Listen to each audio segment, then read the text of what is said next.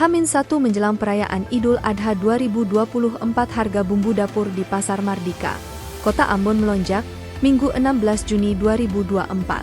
Pantauan tribunambon.com, cabai keriting kini dijual Rp90.000 per kilo, naik dari harga sebelumnya Rp50.000 pada beberapa hari lalu. Sementara untuk cabai rawit dijual Rp80.000. Sedangkan untuk tomat mengalami penurunan harga dari sebelumnya Rp35.000 menjadi Rp25.000 per kilo.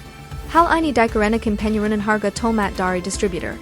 Meskipun harga meningkat, para pedagang saat ini mengaku untuk pembeli masih berjalan normal. Dikatakan juga, hampir semua komoditi bumbu dapur saat ini masih didatangkan dari luar daerah.